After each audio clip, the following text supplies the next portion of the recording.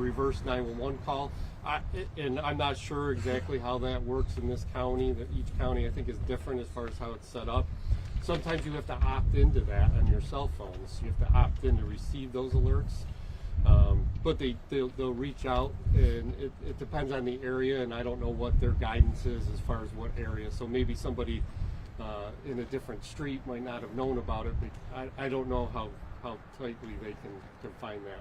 Did any immediate neighbors need to be evacuated? There were some, yes, that we evacuated. Some residents in the nearby lots that we did evacuate from the residents.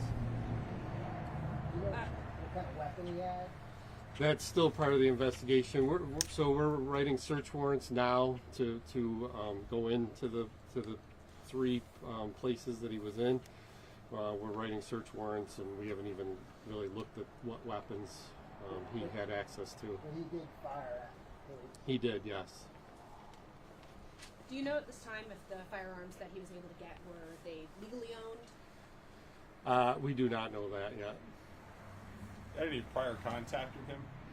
There has been prior law enforcement contact with him. I don't have his criminal history here to go over, but I do know he was familiar with law enforcement in the area. Did he say anything to officers as all this was going on? He did talk and communicate with us at various stages throughout. I don't know what exactly was said. We obviously tried to engage him in conversation. It unfortunately didn't work. He stopped talking with us. You plan to be arraigned today? I'm not sure what exactly what we'll do with him yet this morning. He's being processed at this point. I'm not sure if he'll. Is that here or? He's being processed here at SB Waterloo. Yes, He's in the building right now? he is. Yes. The victim, you said serious life-threatening injuries, or can you speak to that? They initially they didn't think they were serious, but his medical evaluation determined they were kind of serious injuries. So I don't really want to discuss that. Yeah.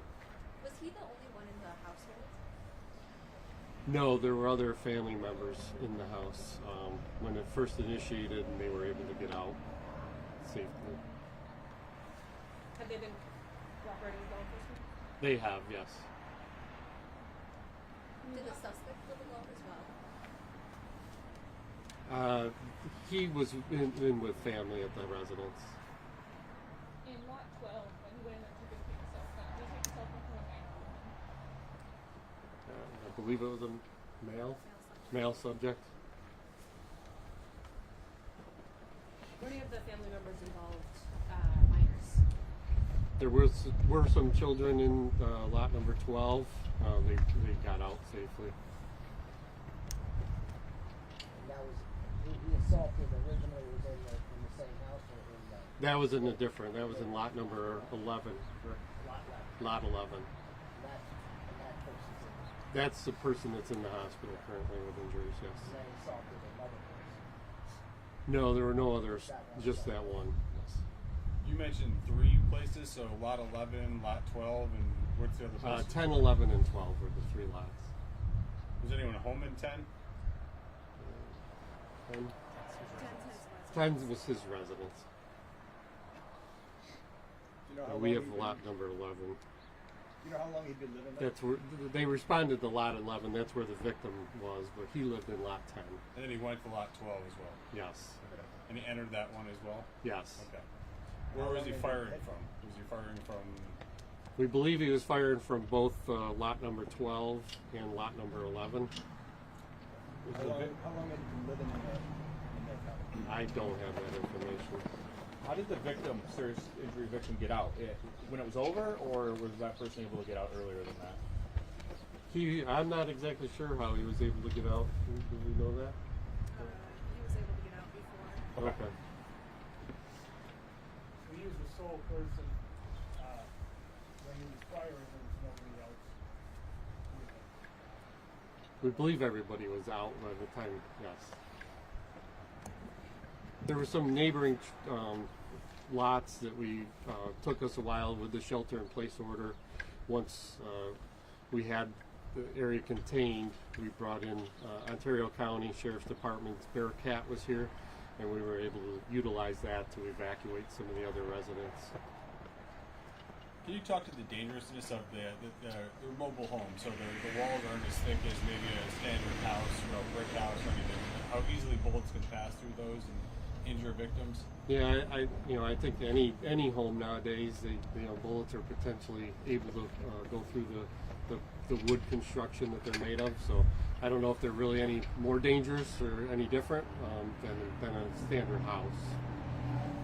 Can you explain again how you force them out with some of the procedures? So, yes, our SORT team, our Special Operations Response Team, when he was firing at some propane tanks and it became very dangerous, they fired CS gas into the residents, in the lot where he was, in lot number 11 where he was, and eventually that CS gas, they were projectiles, and eventually that was successful in getting them out. It took a little bit of time.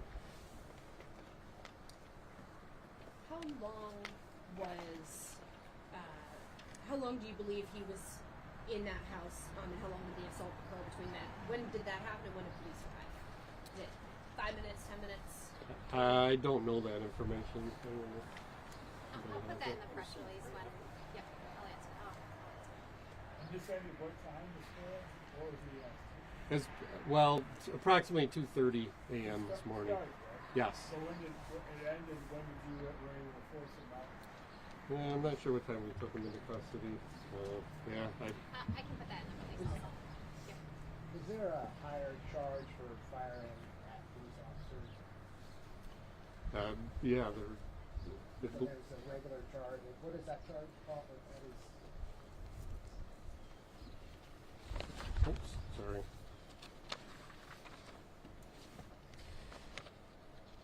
I'll find where the charges are here.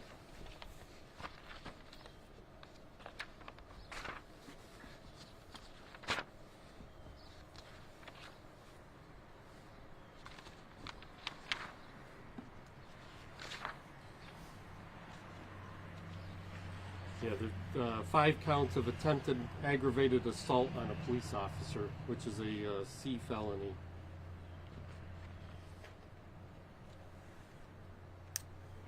All right. Well, thank you very much for your time today. Thank you.